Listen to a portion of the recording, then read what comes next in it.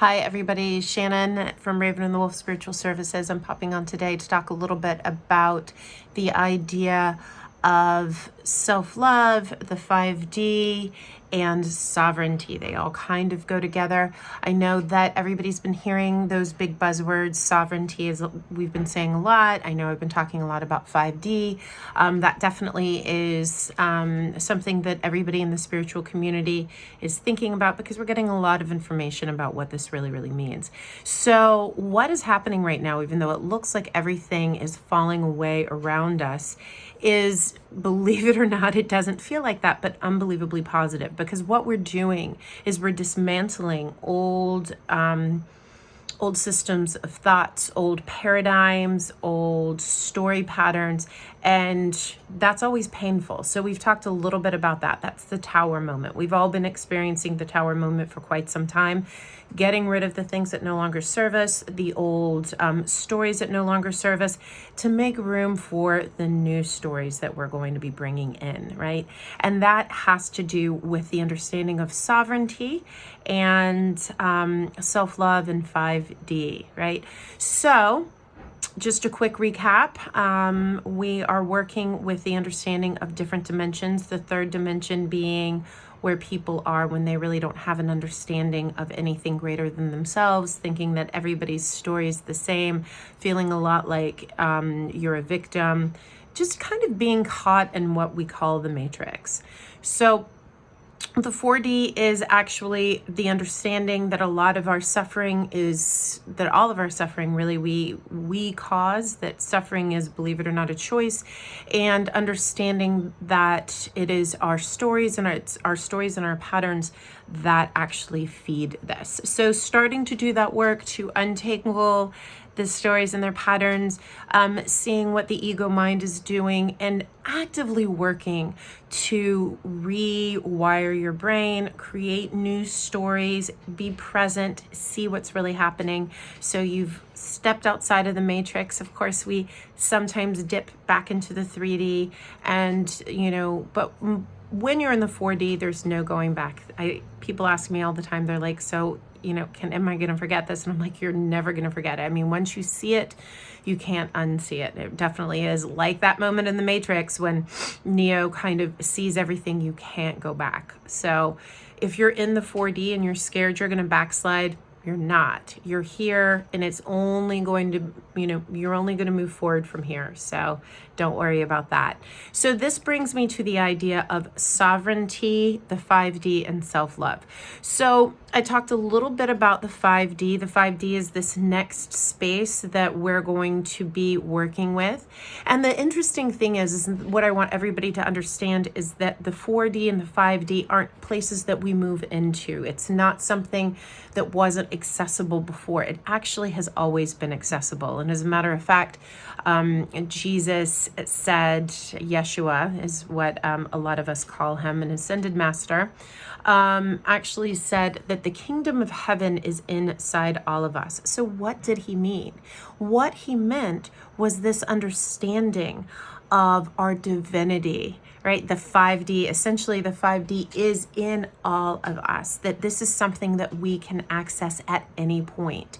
And as a matter of fact, not only can we access it, we're actually born into it. We're born divine beings. We have always been divine beings. We're part of the universe. We're part of God. We're part of all of this. And it's actually the learning that we aren't that has gotten us to this point. So in order to step into the 5D, and I say that, step, it really is not a learning process. It's an unlearning process. So it's there in us all the time. All we have to do, and that sounds so easy when I say all we have to do, is just accept our own divinity and sovereignty. Unfortunately, that is much easier said than done. That's what all of us are working on right now, just in varying parts of working on that, right? Somebody, just a quick aside, somebody the other day, I was talking to somebody or reading something, and somebody was angry at what somebody was saying, and he was calling them ignorant and saying they're not on a spiritual path, and we can't look at them like that. And And I disagreed. I said, absolutely, they're on a spiritual path. Everybody is on a spiritual path. It just is that they're in a different part of their spiritual path, right? Since we are spiritual beings, we are part of the universe. Like I said, we are part of God. We are always on a spiritual path. It's just what part of that journey we're on. So we are spiritual beings in this existence, in this world, in this life. Okay, going back to what I'm talking about sovereignty. So sovereignty is also something that I want to redefine. The traditional Western understanding of sovereignty is not what we're working with in this case. It just like dimensions, right? We've kind of like the spiritual community has redefined the idea of dimensions as being spaces of consciousness. So what the spiritual community, what I'm doing when I talk about sovereignty is not actually the sovereignty of a king or the sovereignty of, a ruler, even though in some ways, yes.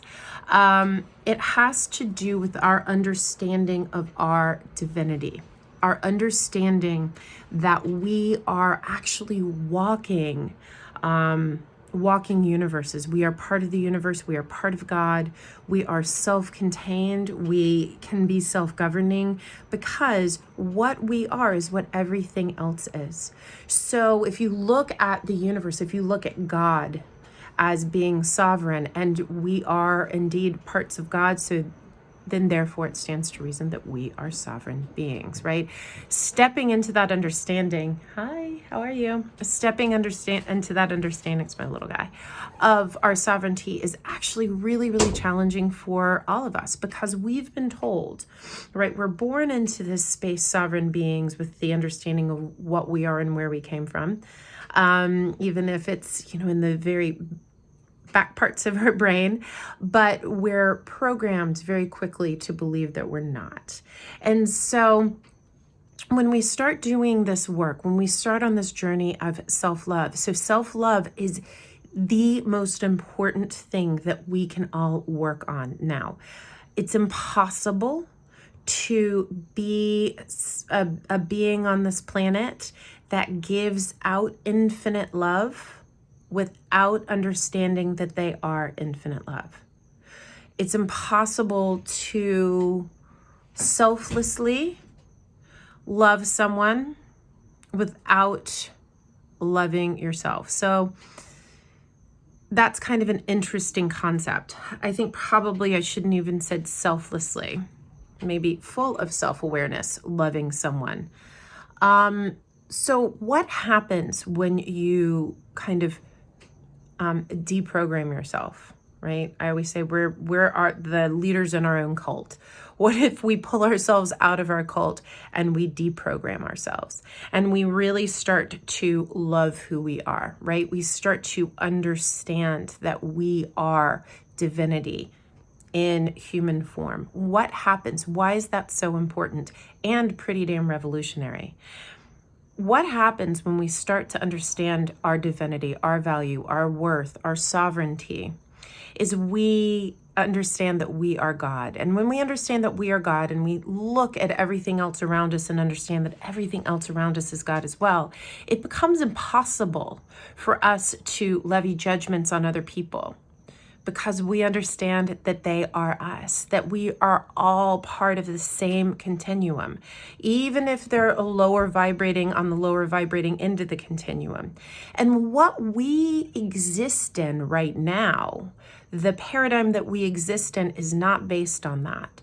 It's based on duality. It's based on I'm better, you're worse, the fear of the other, the inequality and somebody who has, so much more. It's about separation. It's about duality.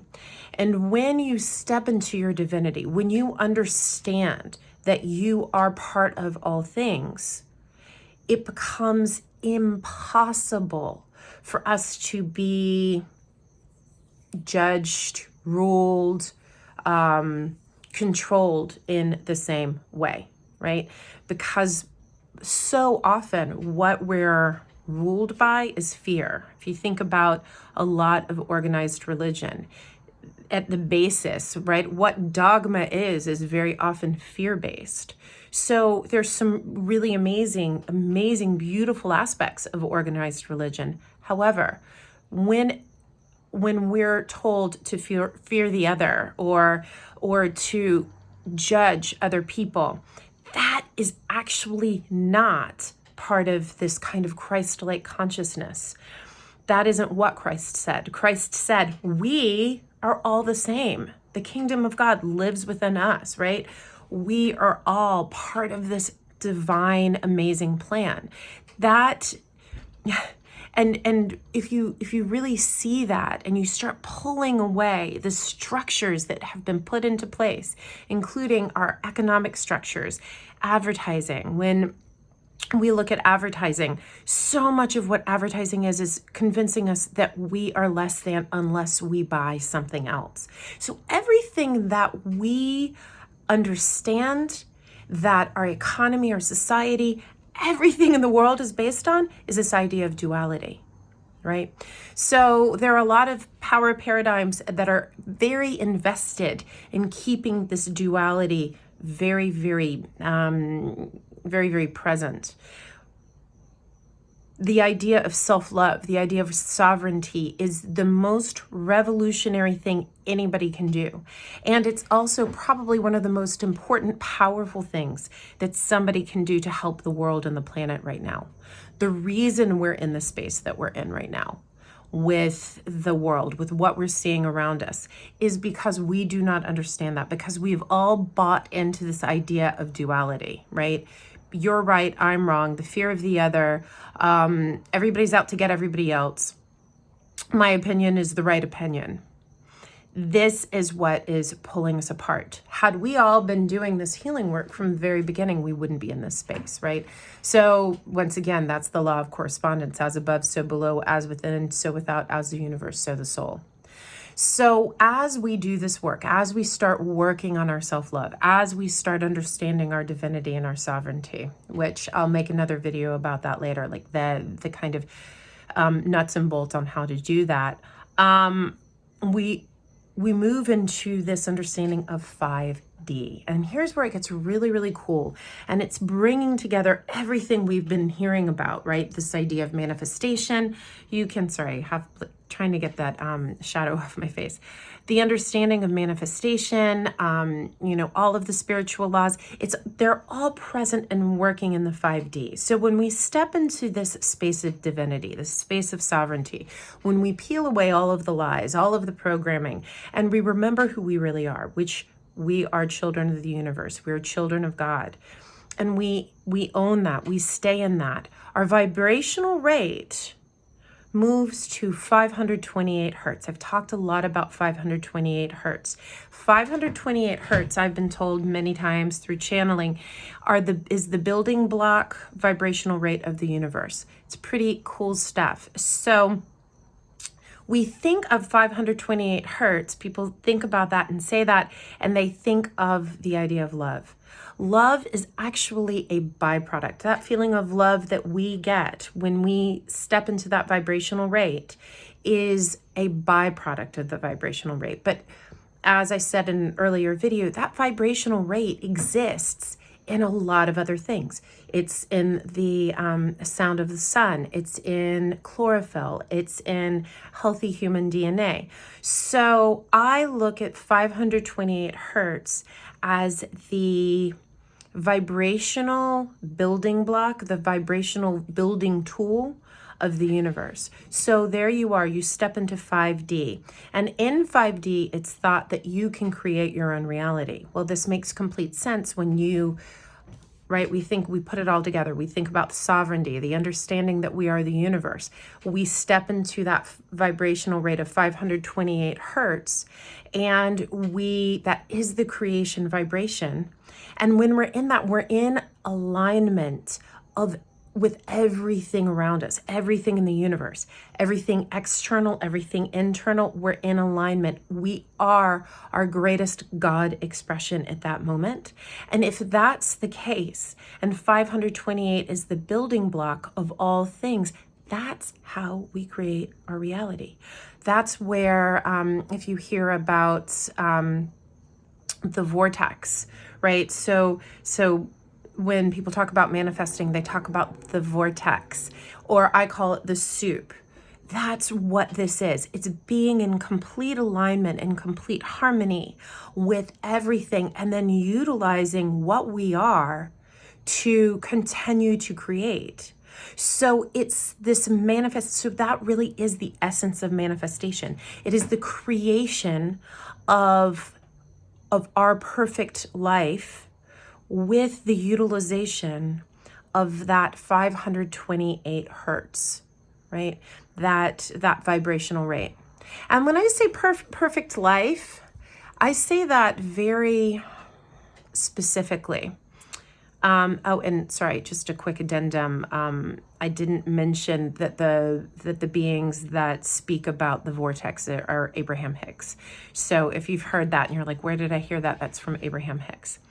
And yes, Abraham is a collection of beings. I remember when I first heard about Abraham Hicks, I thought it was a person. But anyway, when I say creating your perfect life, I don't mean you're going to be sitting on a hill with, 5 cars in your garage and a swimming pool and no worries economically. The idea of the 3D idea of money as what brings us understanding of our sovereignty, of that gives us self-love, like all of these things, that's starting to shift and change very soon. And when I say very soon, in the broad scope of humanity, it's very soon, but it's in a few hundred years, we will have dismantled the current economic framework, and we'll be working with things more energy as a currency, or not even a currency, but definitely as an exchange. So when you think about creating your perfect life, what you want to think about is not, okay, what things am I going to have, but what do I need in order to continue to remain in alignment with everything around me? So you really actually need very little. I've heard manifestation called very sort of privileged, and I understand that idea when you think about it in a 3D sense. Like, oh, I'm so privileged that I'm going to sit here and I'm going to take my time and I'm going to manifest a car. But what I'm speaking about is something that eventually, and I'm not saying that it's easy for anyone and that people in different economic circumstances won't struggle exponentially harder in order to, do this work, because in order to do spiritual work, yes, for a lot of people, it is a luxury. But once again, we are talking about the dismantling of the economic systems. Things are shifting and changing. And when we have a complete integration of everything, there will not be the economic disparity that we have grown to understand. So it all kind of comes together. But we're talking right now about our individual work. So when you step into that 5D and you start creating what you're manifesting, your reality, it's interesting because you won't even think about manifesting the financial space of it. You're going to think about manifesting what you can do, like I said, in order to maintain this alignment with everything around you. And it's something that you'll learn when you're there. So you don't have to worry about it until you kind of move into it. And a lot of us have kind of dipped in and out of that. Just like we're dipping in and out of the 3rd and the 4th dimension, a lot of us have dipped in and out of the 4th and the 5th dimension. It is something that we all have access to. It is something that right now, because of the vibrational rates raising, the vibrational rate of the earth, because of the people around us doing this work, we're benefiting from everybody else's vibrational rate. Not everyone, but the people who are doing this work, we're benefiting from that. It helps our vibrational rate raise. So this is definitely something that the collective is working on, right? We're all working on this together. So next time you feel really crippled, and it's super easy to feel that way when you look at all of the anger and the fear and the sadness and the judgment that we encounter on a daily basis in the world, start thinking about that deprogramming, that unwinding of the story, and start thinking about how can I continue to foster self-love, continue to foster this kind of awareness? How do I continue to work on stepping into my sovereignty, into my birthright, into everyone's birthright, right? That is the way we start slowly shifting what's happening right now. So I hope that helped. All of this, it's interesting, you know, as we move further and further down this path together, all of the things that we've talked about are now starting to crystallize. It's really, really cool. So we'll continue to learn these things together, to make the connections, to kind of crystallize. But just know that all of the skills that you've been working on, all of the things that you've been working so hard to understand and to accept and to surrender into, they're all going to come together. So good job. Keep on going. And thank you for all of your hard work. And as always, you guys know where I am. All you have to do is reach out and I will get back to you. So thank you so much for tuning in, and I will speak to you guys really soon. Take care.